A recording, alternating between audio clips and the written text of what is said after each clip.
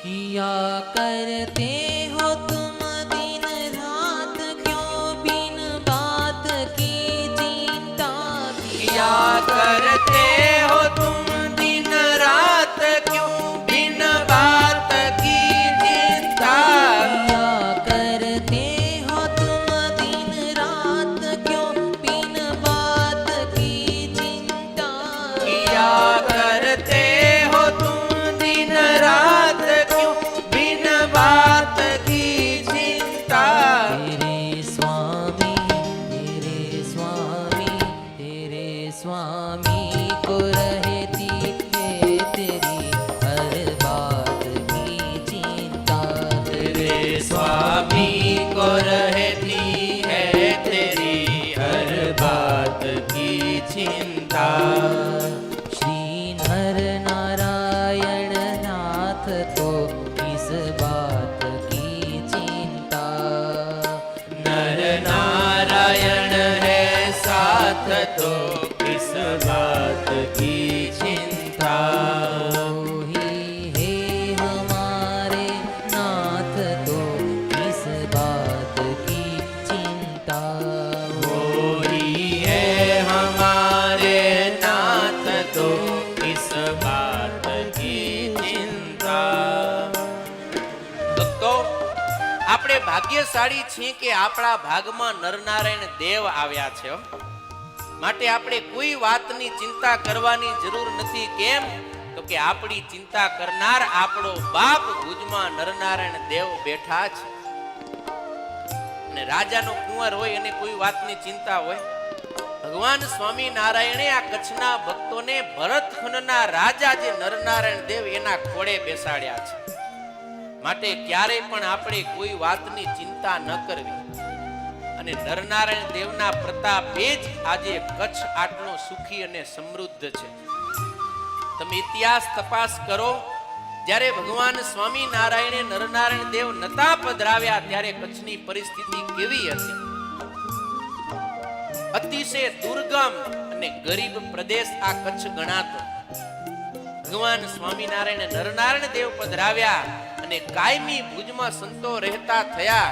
અને સંતો ગામડે ગામડે વિચરણ કરવા જાય. આપણા વડીલોને મળ્યા અને સંતોએ કીધું કે તમે ભગવાનનું શરણું સ્વીકારો. ભગવાન નરનારાયણ દેવને શરણે થયા. સંતોએ ધર્માદાની વાત કરી. ત્યારે આપણા વડીલો પાસે ખાવાની પરિસ્થિતિ નથી હો. દિવસમાં હવારે ખાય તો હાંજે ના મળે, હાંજે ખાય તો બીજે દિવસે હવારે ફાંફા પડે, આવી પરિસ્થિતિ હતી. પણ ત્યારે સંતોએ કીધું કે મુઠ્ઠી જેટલો ધર્માદો પણ તમે દેવ નરનારાયણ દેવને આપો. અને એ સમયે સંતોના વચનમાં વિશ્વાસ રાખી આપણા વડીલો ધર્માદો કાઢતા થયા. નરનારાયણ દેવને ચરણે જ્યારે સેવા પહોંચી અને ધીરે ધીરે કચ્છની કાયા પલટાવા લાગી. અરે કેટલા હરિભક્તોની પરિસ્થિતિ એવી હતી કે અહીંયા કઈ કમાવાનું કોઈ સાધન નહોતું. એવા હરિભક્તોને ભુજ મંદિરના સંતોએ નરનારાયણ દેવના કોઠારને ખર્ચે પાસપોર્ટ અને ટિકિટો કઢાવી નરનારાયણ દેવના કોઠારમાંથી ઘાંસીઓ અને અથાણું આપીને વિદેશ મૂક્યા ઝાંઝીબાર કે જાઓ ત્યાં કમાજો, પણ નરનારાયણ દેવને ભૂલતા નહીં. એને તમે સાથે રાખજો, તમારે ક્યારેય કોઈ વાતની ચિંતા નહીં. ને સંતના વચનમાં રહી અને હરિભક્તો વિદેશ ગયા. દેશમાં કમાણી કરીને ધર્માદો કાઢતા થયા. ધીરે ધીરે પરિસ્થિતિ બદલી અને આજે કચ્છની અંદર જે લીલા લહેર છે, આખી દુનિયાની અંદર કચ્છનો ડંકો વાગ્યો. અને એવો તો કચ્છનો દિવ્ય સત્સંગ કે આર્થિક રીતે જ નહીં પણ કચ્છનો સત્સંગ છે ને એ ધર્મ નિયમની દ્રષ્ટિએ પણ વખાણાય છે.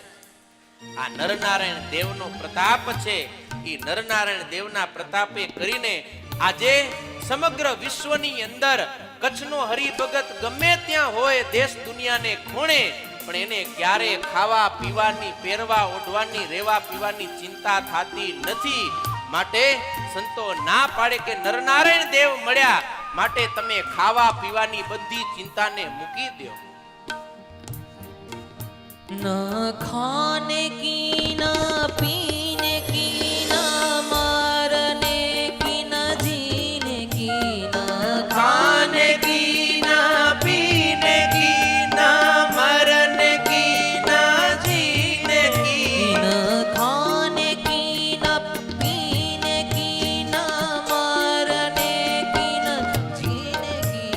न खाने की न पीने की न मरने की न जीने की। मिले महाराज मिले महाराज मिले महाराज ऐसे आज न कल्याण की चिंता। मिले महाराज ऐसे आज ना कल्याण की चिंता। नर नारायण है साथ तो इस बात की चिंता। नर नारायण है साथ तो इस बात की चिंता। वो ही है हमारे नाथ तो इस बात की चिंता। है हमारे नाथ तो इस बात की चिंता। ભગવાન નરનારાયણ દેવ મળ્યા, ખાવા પીવાની રેવા ઓઢવા પહેરવાની ચિંતા તો ટળી, પણ આપણા સંતો કે નરનારાયણ દેવ એવા મળ્યા કે ન કલ્યાણ કી ચિંતા. લ્યો હવે આપણે આપણા કલ્યાણની પણ ચિંતા નથી. કેમ? તો કે એ નરનારાયણ દેવ એવા છે કે મારા ને તમારા કલ્યાણ માટે પોતે તપ કરે છે, અને એના તપના પ્રભાવે કરીને આપણા સૌ કોઈના અંતઃકરણ શુદ્ધ થયા. હરિના તપ કેરા પુણ્ય પ્રતાપથી થયા શુદ્ધ મન રે હરિજન સર્વ કોઈ નારાયણ પ્રબળ પ્રતાપ છે.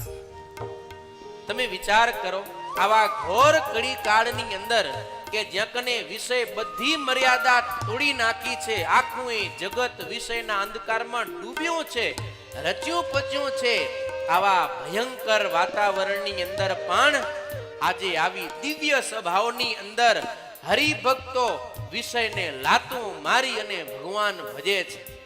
જેના હૃદયની અંદર દોષોનો ક્યારે જોર નથી વધતું, આવી દિવ્યતા આપણા અંતઃકરણની અંદર વર્તે છે. એનું જો કોઈ કારણ હોય ને ભક્તો, એ નરનારાયણ દેવનું તપ છે. નહીતર અત્યારે કામથી માણસો કકડીને કક થઈ જાય છે, ક્રોધની અંદર લેવાઈ જાય, લોભે માણસોને આજે પોતાના પંજામાં પકડી લીધા. પણ આવા કળિયુગી વાતાવરણમાં પણ આપણા બધાના અંતરમાં દિવ્ય સતયુગ વર્તે, એની પાછળનું કારણ નરનારાયણ દેવ છે. નહીતર આ સમયમાં આવી દિવ્યતા હોય ન હોય. એ નરનારાયણ દેવના તપના પ્રભાવે આજે કળિયુગના દોષોનું જોર એના આશ્રિતો ઉપર હાવી થતું નથી. માટે આપણે કલ્યાણની ચિંતા નથી. બસ એ નરનારાયણ દેવ અને નરનારાયણ દેવના આશ્રિત સાધુને ચરણે જો પડ્યા રહેશું તો એ નરનારાયણ દેવ અને એના સાધુ જ આપણું કલ્યાણ કરી દેશે. માટે છેલ્લે સંતો એક ભલામણ કરે કે ગમે એમ થાય, આપણે કચ્છના છીએ તો નરનારાયણ દેવના છીએ. એ નરનારાયણ દેવ કે નરનારાયણ દેવના સાધુ એને ક્યારે છોડવા નહીં. અંતિમ કડીમાં સંત ભલામણ કરે છે, उन्हीं के श्री चरणों के छोड़कर संतों से मोड़ पर। उन्हीं के चरणों को छोड़कर और संत से मुँह मोड़। उन्हीं के श्री चरणों के छोड़कर संतों से मुँह मोड़। उन्हीं के चरणों को छोड़कर और संतों से मुड़ मोड़। भटकते हो भटकते हो भटकते हो जो कहीं और तो हर बात की चिंता। भटकते हो यदि कहीं और जो हर बात की चिंता। नर नारायण है साथ तो किस बात की चिंता। नर नारायण है साथ तो किस बात की चिंता।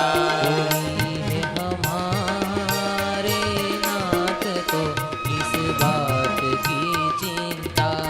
कोई है हमारे नाथ तो किस बात की चिंता। नर नारायण है साथ तो किस बात की चिंता।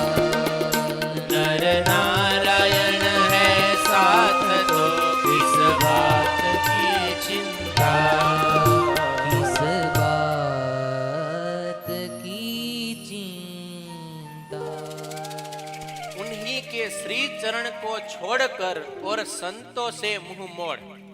ભગવાન નરનારાયણ દેવના ચરણને છોડ્યા કે આ સાધુથી મુહ મોડ્યું. મુહ મોડ્યું એટલે સમજો તમે, ઘણાને આડું થઈ જાય સાધુથી. સાધુ ના ખપે. ભગવાન હાલે મંદિરે આવે દેવના દર્શન કરે, પણ સાધુ તો કે ઈ છેટા હારા એમ. પણ એબલ ખાચરની કથાથી આપણે પ્રારંભ કર્યો તો ખબર ને, ભગવાન નજર સમક્ષ હાજર હતા તોય ઈચ્છા બતાવી કે મારે સાધુના દર્શન કરવા છે. સાધુથી છેટું થાશે તોય પણ કલ્યાણ થવાનું નથી, વાત નક્કી રાખે. માટે આપણે કચ્છના છીએ, નરનારાયણ દેવના છીએ. ભગવાન સ્વામિનારાયણે ભુજ મંદિરમાં અદ્ભુત સંતની પરંપરા આપી. એવી અદ્ભુત પરંપરા કે જગતમાં તો ક્યાંય ગોતી ન મળે, પણ સંપ્રદાયમાં તમે જોવા જાવ ને તો એ ભુજ મંદિરના સાધુની સમાન કોઈ જગ્યાએ વ્યવસ્થા ના મળે. શ્રીજી સમકાલીન જેવી સંતોની રીતિ એ જ પ્રણાલિકા આજ દિવસ સુધી ભુજ મંદિરમાં ચાલી આવે છે. એ પરંપરાની અંદર નિયમ ધર્મનું પાલન કરતા સંતો છે. એક રેણી, એક ભોજનની વ્યવસ્થા. તમે વિચાર તો કરો, આજે તમે ગ્રસ્ત છો, તમને ખબર હશે તમારા પરિવારમાં 5 સભ્ય હોય ને તો 5ને પર્સનલ રૂમ જોવે, નથી જોતા? હાજો બોલો. અહીંયા કને 250 સાધુ એક છત નીચે હળી મળીને રહે છે. અને તમારા પરિવારના સભ્યો તો હગા ભાઈ, એક માના દીકરા હોય. બધી અલગ અલગ માના દીકરા છે, પણ હળી મળીને રહે છે. એક પંગતમાં ખાય છે, એક પ્રકારની રેણી કેણીને એક મહાન સ્વામીનો આદેશ થાય, પોતાના મનના ગમતા મૂકીને સ્વામીની આજ્ઞા પ્રમાણે પોતે વર્તવા માંડે. આવા સાધુ આપણને બીજે ક્યાં મળશે? કઈ વાતની ખોટ છે કે આજે આવું હોવા છતાં મળ્યું છે આપણને, છતાંય મૂકીને આપણે બીજે જઈએ તો એમાં નરનારાયણ દેવ કે ભગવાન સ્વામિનારાયણ રાજી નહીં થાય.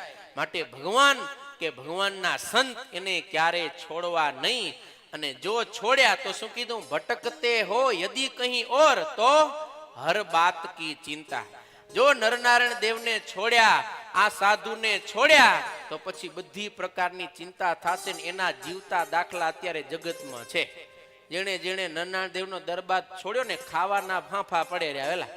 નહીતર અહીંયા રાજકુમાર જેવો જલસો કર્યો, રાજકુમાર જેવો માંગે ઈ હાજર થાય એવી જિંદગી જીવતા હોય, પણ નરનારાયણ દેવનો શરણ છોડીને ગયા છે, એ દુખી છે.